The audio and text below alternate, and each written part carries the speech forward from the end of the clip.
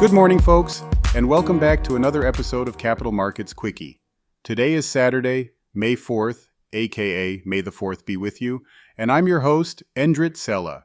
Let's wrap up another exciting week on Wall Street with some significant market moves. So, yesterday, U.S. stocks really took off. The Dow Jones Industrial Average soared, adding about 450 points, a 1.2% increase. The Standard & Poor's 500 wasn't far behind, rising 1.3%, and the Nasdaq Composite, buoyed by tech gains, jumped a solid 2%. It's clear the market is riding high on the back of some key developments. First up, the big news out of the labor market. The April jobs report came in weaker than many had anticipated, with only 175,000 jobs added compared to the 240,000 expected by economists. This unexpected dip pushed the unemployment rate up to 3.9%. Now, this might sound like bad news, but for the stock market, it's a different story. This cooling in the job market has revived bets that the Federal Reserve might cut interest rates sooner than we thought.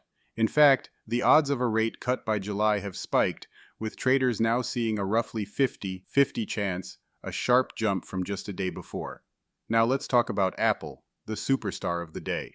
Apple's earnings not only beat expectations but also brought some positive surprises from China, easing fears over recent reports of waning iPhone sales. CEO Tim Cook's bullishness on AI and a staggering $110 billion stock buyback plan really set the tone. Following the announcement, Apple's stock shot up by 7%, significantly lifting the Dow and bringing a lot of optimism into the market. This is also very interesting seeing as Berkshire Hathaway's annual meeting takes place today, and Apple is Buffett's largest position. Let's see if he has anything to say about Apple's future. Adding to the mix, we saw a big move from Amgen, whose shares surged nearly 12% after some optimistic remarks from its CEO about its new obesity drug, setting it up as a strong competitor to Novo Nordisk in the market.